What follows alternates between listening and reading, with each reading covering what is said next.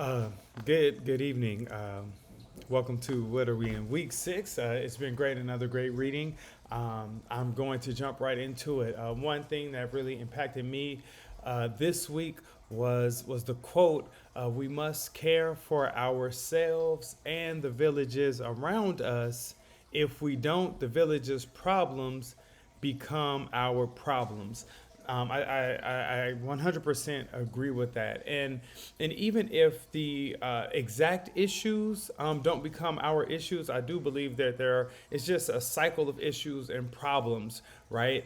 For instance, poverty. You may not become poor, but poverty breeds desperation, and desperation breeds hostility, and hostility and hunger, can breed violence. Similar to a fish tank, as you see or hear in my background, I have a fish tank, and if one fish gets sick, all of the fish, have a chance of getting sick, and so it's best for the fish to all be healthy. And so I just believe in that, and I believe that love is the way that we do that. Number two is share what it looks like to practically live out our commitment to Jesus in daily life. I would say practically to live out my commitment for Jesus is to live a life of service. We have to live a life of service, and to have our eyes and our proximity on and in the margins, right? Our eyes, if we are going to serve people, right, we should be serving those that are on the margins, and we should actually have proximity um, in the margins, and also spreading the good news.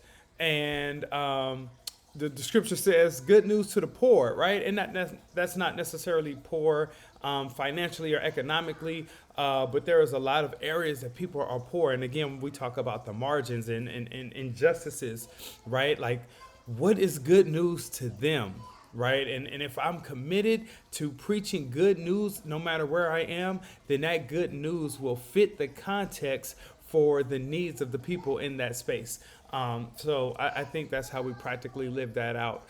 The third question is reflect on your experience of witnessing, and how do you personally and how can you communally practice living missiologically, versus projects of evangelism? I thought that was a good question.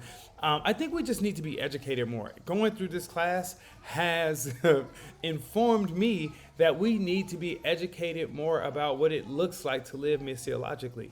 And I think then we create sustained systems to do so. That we don't just do it monthly or annually, right? That we create systems that help people, and allow us to live missiologically. And a part of the education, the scripture says that my people perish for lack of knowledge. And I think, again, we have not been living missiologically in its full capacity simply because we don't know, not that we don't have a heart to do so. So I definitely think we just need to be more educated on that. And what question from this week's topics do you want to discuss with your formation group? Uh, what borders, this is the question I would have. What borders are you aware of that people aren't crossing? When we talked about the sister that was telling her story about her husband in the car crash, I think that was, loving fiercely. Thought that was phenomenal. But she talked about like love allowing borders to cross and creating spaces. And sometimes people just don't know what borders aren't being crossed. And then those who are on the side of you never are over here, your love never reaches me, right? That's who I really want to talk to. Those who live on the margins, what borders are not being crossed? For us, we probably have some capacity of our lives where we are on the margins. What borders are we not crossing? What is love not taking to us to?